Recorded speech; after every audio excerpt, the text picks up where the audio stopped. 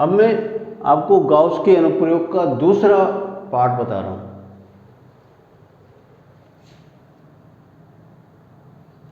दूसरा,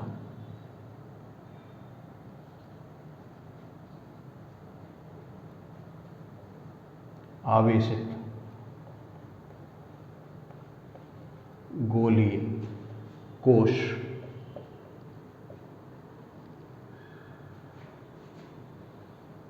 के कारण विद्युत क्षेत्र की तीव्रता।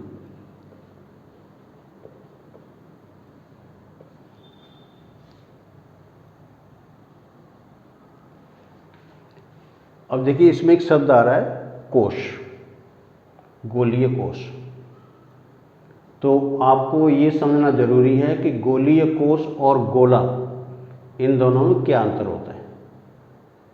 आपने गेंद को देखा होगा, गेंद खोखली होती है, तो ये जो खोखली होती है गेंद, इसको हम गोलीय कोश कहते हैं। जब एक खोखला गोला होता है तो वो गोलीय कोश कहलाता है। तो ये क्या है कि गोलीय कोश और गोला यानी स्फीयर, इन दोनों में क्या अंतर है। गोलीय कोश और गोला अगर दोनों एक ही पदार्थ के बने हुए हैं, यानी एक खोखला गोला है दूसरा ठोस गोला है, लेकिन दोनों ही एक ही पदार्थ के बने हुए हैं, तो इनमें कोई डिफरेंस नहीं होता, एक जैसे होते हैं। लेकिन अगर ये गोलीय कोश और गोला अलग अलग पदार्थ के बने हुए हैं तो इनमें डिफरेंस होगा। और वो डिफरेंस क्या है, समांगता, यानी कि गोलों के अंदर होमोजीनिटी। तो गोले जब एक ही पदार्थ के बने होते हैं तो उनमें समांगता होती है, इसलिए ये एक समान होते हैं। गोलीय कोश और गोले में कोई अंतर नहीं होता। लेकिन अगर ये भिन्न भिन्न पदार्थ के होंगे तो समांगता इनकी भिन्न भिन्न होगी, इसलिए फिर इनके गोलीय कोश और गोला दोनों का अर्थ बदल जाता है। तो हम यहाँ पर गोलीय कोश का अर्थ होता है खोखला गोलीय चालक। तो मान लेते हैं, माना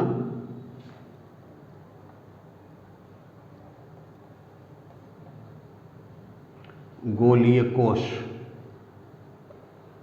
की त्रिज्या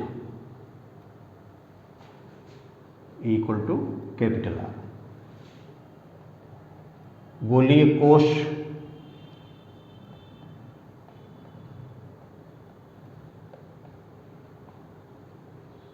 पर आवेश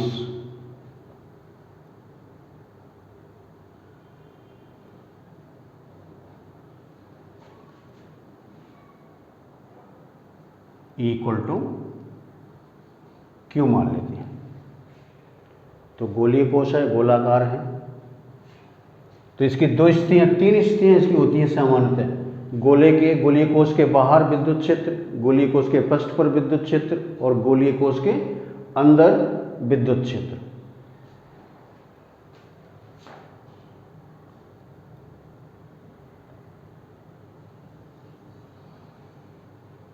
ये गोलियां, ये गोलीय कोश है और हम पहला इसमें जो पॉइंट ले रहे हैं वो है गोलीय कोश के बाहर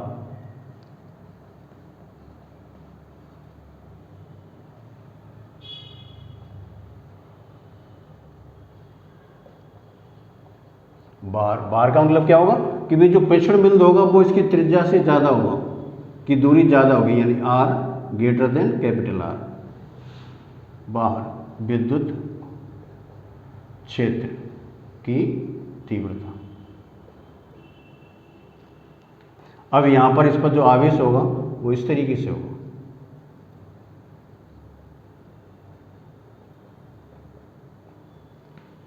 तो ये गोलीय कोश पर क्या होता है, इस पर आवेश इसके पृष्ठ पर वितरित होता है। हम इसका ये सेंटर मान लेते हैं, ये सेंटर O, इसकी ये त्रिज्या R। बाहर मान लेते हैं कि इसमें अब क्योंकि इस पर आवेश है तो इसके कारण जो विद्युत क्षेत्र रेखाएं होंगी वो इस पृष्ठ के लंबवत होंगी सभी, और ये सभी दिशाओं के अंदर निकलेंगी। तो जो विद्युत क्षेत्र रेखाएं होंगी वो इस तरीके से होंगी।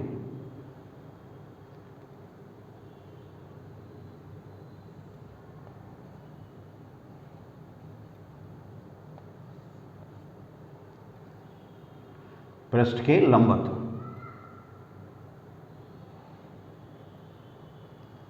और ये रेखाएं इस बिंदु से ऐसा लगेगा कि ये सभी रेखाएं इस पॉइंट ओ से निकल रही हैं, यानी कि ये जो पूरा जो आवेश है वो इसके गोले के सेंटर पर केंद्रित है। मान लेते हैं कि यहां पर प्रेक्षण बिंदु होता है जो ये प्रेक्षण बिंदु है P, इसकी दूरी O से R के बराबर होती है। ये दूरी इसमें R के बराबर। अब इसमें क्या करेंगे कि भी इतनी दूरी लेकर के यहां पर एक गाउस बेलन की रचना करेंगे।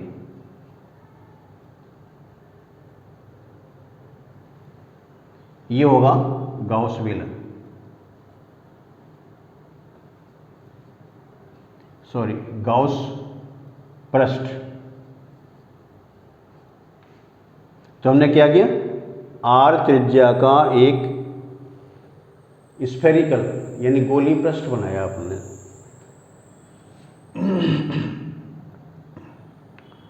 तो प्रेक्षण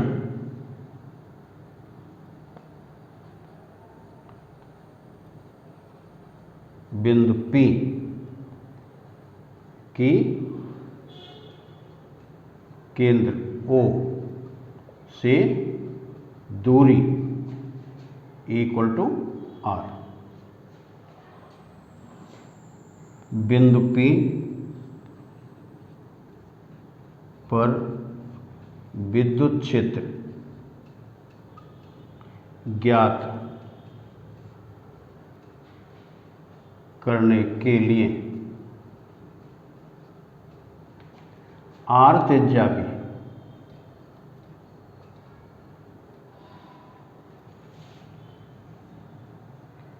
गोलीय पृष्ठ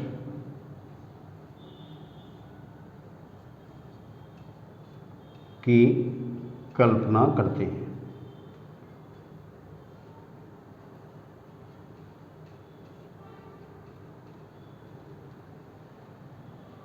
तो ये जो गोली पृष्ठ होता है इसी को हम वक्र पृष्ठ कहते हैं।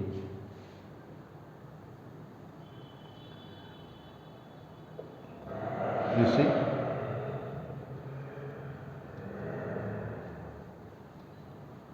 गाउस पृष्ठ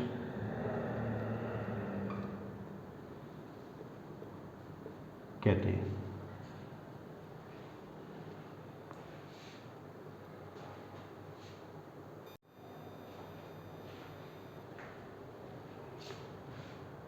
अब इस गाउस पृष्ठ पर आपको निकालना है विद्युत फ्लक्स की। मैंने आपको पहले बताया था कि जब हम किसी पॉइंट पर विद्युत क्षेत्र ज्ञात करेंगे तो वहाँ पर एक गाउस पृष्ठ की कल्पना करते हैं, क्योंकि जब तक ये गाउस पृष्ठ आप नहीं मानेंगे तब तक इस बिंदु पर विद्युत क्षेत्र की तीव्रता ज्ञात नहीं की जा सकती है।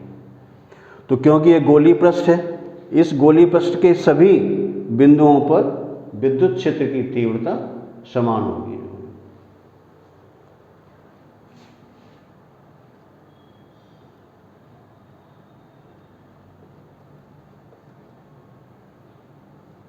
गाउस के नियम से फाई इक्वल टू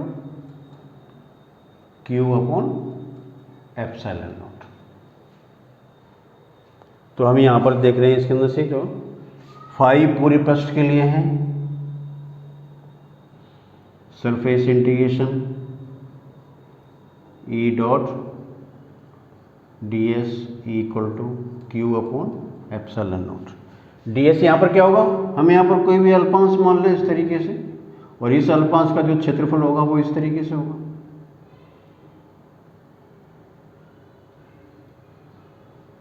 और विद्युत क्षेत्र भी इसी तरीके से, दोनों एक ही दिशा के अंदर होते हैं। इस पृष्ठ के पॉइंट P यहाँ पर है या पॉइंट P यहाँ पर है या यहाँ पर है या यहाँ पर कहीं भी है, सभी बिंदुओं पर विद्युत क्षेत्र की तीव्रता समान होगी। अब दोनों समानांतर हैं तो इसको हम इस तरीके से लिख देंगे। E D S cos 0 degree equal to Q upon epsilon naught. E का मान सब जगह बराबर है, cos 0 का मान 1 के बराबर होता है, इसलिए क्या करें, ई को इसमें से बाहर निकाल लेंगे। Integration surface integration d s equal to Q upon epsilon naught. D s ये क्या हो गया, अल्पांश का क्षेत्रफल। अब ऐसे बहुत सारे अल्पांश होंगे, उन सभी का हम क्षेत्रफल निकालेंगे तो इस गोलीय पृष्ठ के क्षेत्रफल के बराबर होगा। तो E इंटू गोले का क्षेत्रफल 4 pi R square equal to Q upon epsilon naught और A equal to 1 upon 4 pi epsilon naught into Q upon are square. तो ये विद्युत क्षेत्र की तीव्रता ठीक वैसे ही है जैसे किसी बिंदु आवेश के कारण r दूरी पर विद्युत क्षेत्र होता है, सदिश रूप में।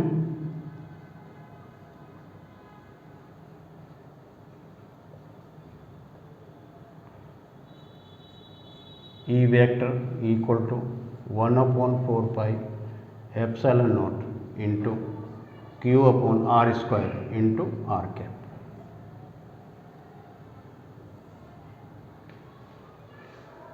तो आप देख रहे हैं कि विद्युत क्षेत्र होता है वो गोले के आवेश पर डिपेंड करता है और गोले के केंद्र से पृष्ठफल बिंदु की दूरी पर डिपेंड करता है।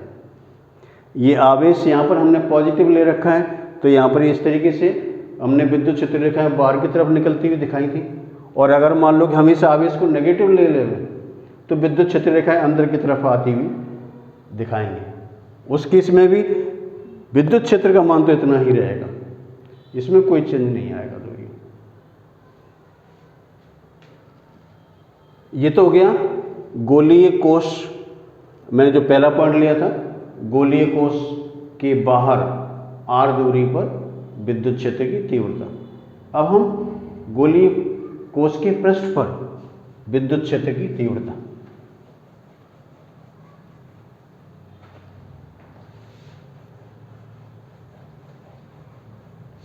दूसरा पॉइंट है इसका,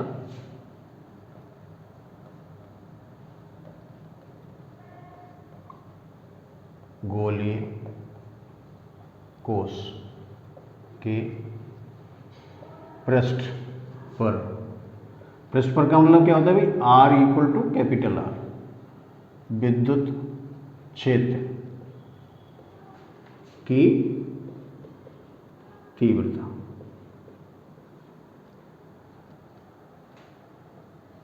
तो अभी हमने देखा है कि इसके जो केंद्र से r दूरी पर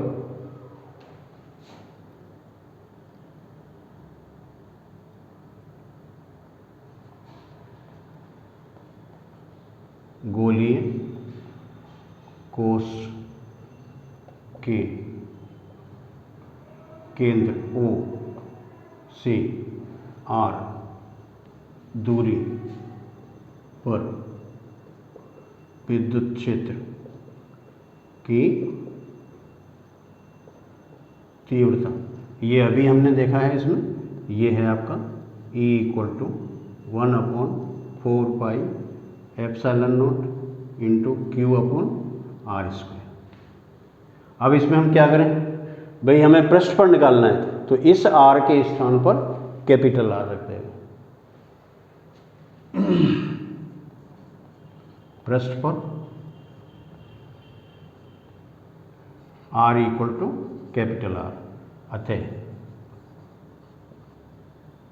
E equal to 1 upon 4 pi epsilon naught into Q upon are square.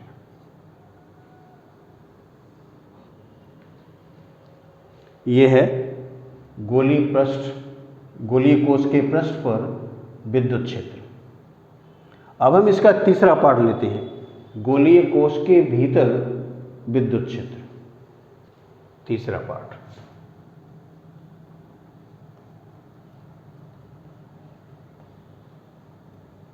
गोलीय कोश के भीतर, भीतर का मतलब क्या हो गया अभी अंदर, यानी कि R less than capital R, विद्युत क्षेत्र की तीव्रता। अब इसमें क्या है भी, जैसे सपोज करो कि ये आपके पास गोला है, गोलीय कोश है, ये इसका सेंटर है O, ये यहाँ पर इसका प्रेक्षण बिंदु है, ये प्रेक्षण बिंदु, इस प्रेक्षण बिंदु की यहाँ से दूरी R के बराबर, और फिर आप क्या करें, यहाँ पर वही एक पृष्ठ बना के तैयार करें, ये गॉस पृष्ठ कहलाएगा। तो ये है गोलीय कोश,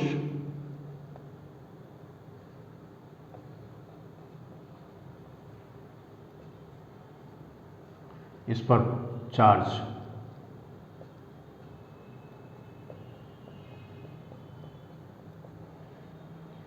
यहां पर हमने ये लिया है तो ये हमने गॉस पृष्ठ मान लिया है, गॉस पृष्ठ। जैसा कि मैंने आपको बताया था कि गोलीय कोश जो होता है वो खोखला होता है, इसका अर्थ ये है कि इस गॉस पृष्ठ के अंदर, यानी इस गोलीय कोश के भीतर कोई भी विद्युत, कोई भी आवेश नहीं होगा।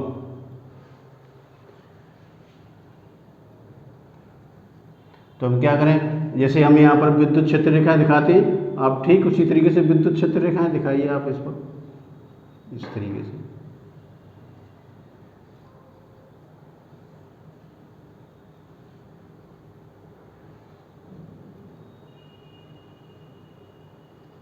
तो ये तो विद्युत क्षेत्र रेखाएं होगी इसके अंदर। तो फिर वही है कि भाई इसमें जो भी, अगर हम इसमें अल्पांश लेते हैं, ये अल्पांश लेते हैं, तो इस अल्पांश की जो दिशा होगी वो इस तरीके से होगी, ds।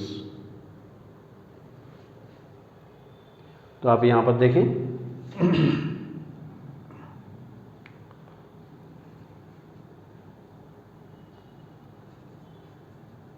गॉस नियम से फाई इक्वल टू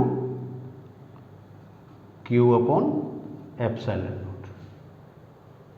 ठीक है, अब यहाँ पर ये फाई, ये आपका वही सरफेस इंटीग्रेशन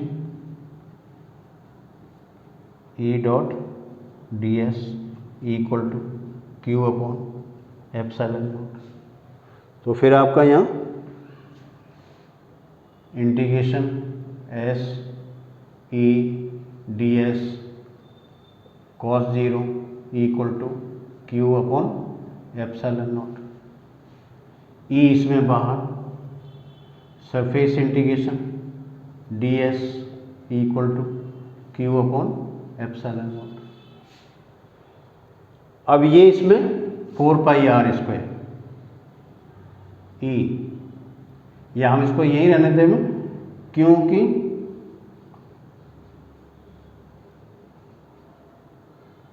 गोलीय कोश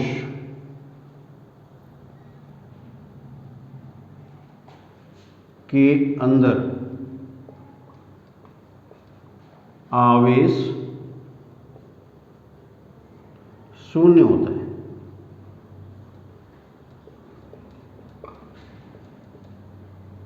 अतः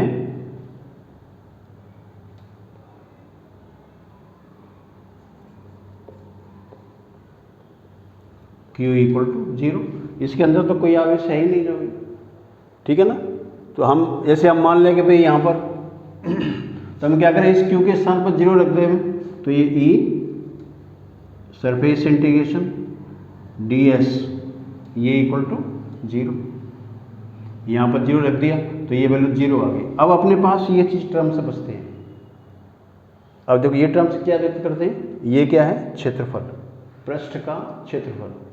किसी भी पृष्ठ का क्षेत्रफल शून्य कभी नहीं होता है, उसका कुछ ना कुछ क्षेत्रफल जरूर होगा।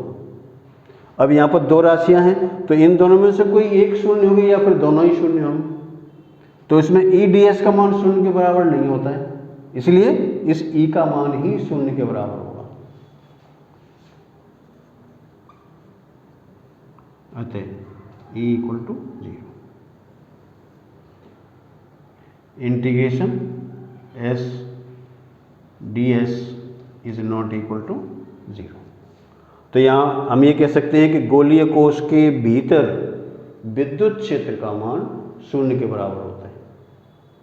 तो इस तरीके से गोलीय कोश के बाहर, गोलीय कोश के पृष्ठ पर और गोलीय कोश के भीतर विद्युत क्षेत्र अलग अलग होते हैं। अतः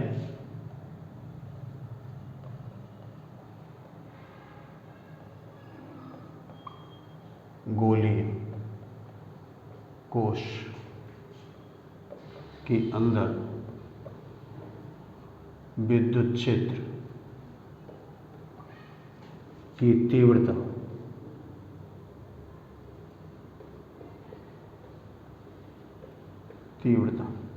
शून्य होती है।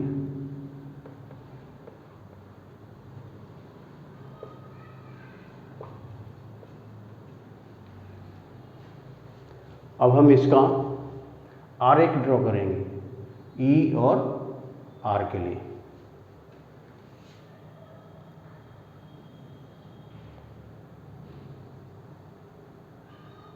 ये 0 विद्युत क्षेत्र इलेक्ट्रिक फील्ड, ये दूरी R।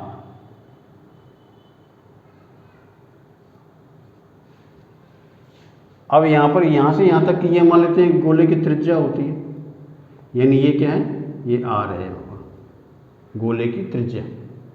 तो हम यहाँ पर सपोज करो कि भाई हम इलेक्ट्रिक फील्ड इसका यहाँ से दिखाते हैं इस तरीके से। ये क्या है, गोले के भीतर का पार्ट है, भीतर का पार्ट है, तो इसमें विद्युत क्षेत्र का मान 0 के बराबर होगा। यहाँ पर E इक्वल टू 0।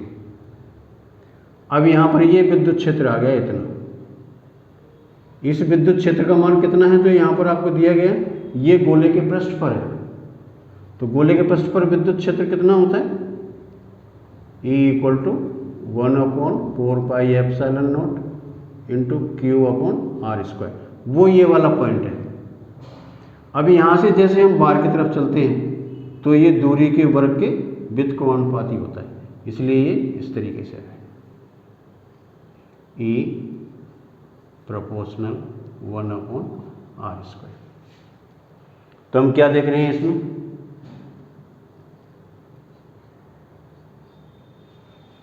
कि सबसे अधिक विद्युत क्षेत्र की तीव्रता गोले के पृष्ठ पर होती है।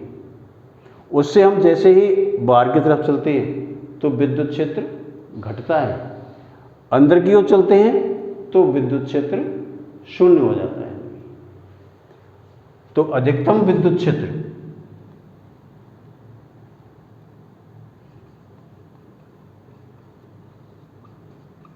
आवेशित गोलीय कोश के कारण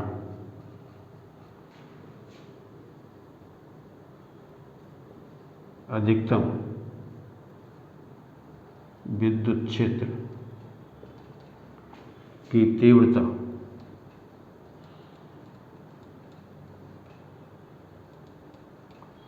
कोश के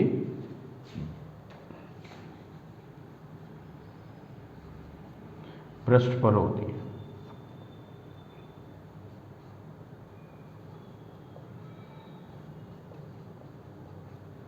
तो क्या लगेंगे, E maximum equal to 1/4πε0 into Q upon r²। Minimum value कितनी होती है, वो इसकी ये 0 के बराबर है, जो कि इसके भीतर है, गोलीय कोश के भीतर। तो न्यूनतम विद्युत क्षेत्र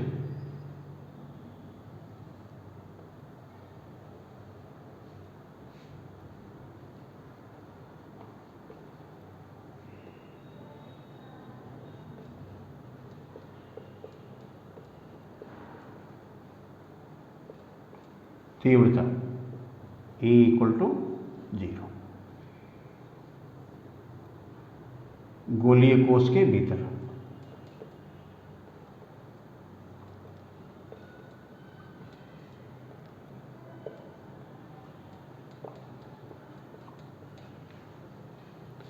तो इस तरीके से आपने यहाँ पर देखा कि जो आवेशित गोलीय कोश होता है उसके कारण अधिकतम विद्युत क्षेत्र उसके पृष्ठ पर होता है। तो ये पृष्ठ को व्यक्त करता है क्योंकि ये दूरी इसमें r के बराबर है, ये इसका पृष्ठ है। अब इसके बाद जैसे ही आप बाहर की तरफ चलेंगे विद्युत क्षेत्र घटता जाएगा। तो क्या होता है कि अगर हम किसी आवेश को आवेशित गोलीय कोश की ओर लेकर के आते हैं तो विद्युत बल का मान बढ़ता जाएगा और अधिकतम बल इसके पृष्ठ पर होगा। जैसे ही वो आवेश गोलीय कोश के अंदर जाएगा तो उस पर कोई भी विद्युत क्षेत्र कार्य नहीं करेगा, इसलिए उस पर विद्युत बल का मान 0 के बराबर होगा। तो इस तरीके से जो विद्युत क्षेत्र है वो गोलीय कोश के कारण अलग अलग स्थानों पर अलग अलग होता है। तो आज मैंने आपको बताया अनंत लंबे रेखीय आवेश के कारण विद्युत क्षेत्र की तीव्रता, और एक आपको बताया कि आवेशित गोलीय कोश के कारण विद्युत क्षेत्र की तीव्रता। आप इस वीडियो को लाइक करें, शेयर करें, सब्सक्राइब करें और आपके जो भी मित्रगण हैं जो 12th साइंस में पढ़ते हैं, 12th साइंस में पढ़ते हैं, आप उनको भी ये वीडियो शेयर करें। कल मैं आपको बताऊंगा कि अपरिमित आकार की आवेशित चादर यानी सीट के कारण विद्युत क्षेत्र क्या होता है। तो हम सीट लेंगे, इसमें गोलीय कोश, इसमें एक टॉपिक और रह गया है, मैं इसके जस्ट बाद ही है, वो भी मैं आपको बता रहा हूँ। पहले सीट बाद में बताऊँगा। इसमें बताऊँगा आपको कि किसी भी आवेशित गोलीय अचालक के कारण विद्युत क्षेत्र कितना होता है। तो गोलीय अचालक है तो उसके कारण विद्युत क्षेत्र इससे थोड़ा सा डिफरेंट होगा। Thank you.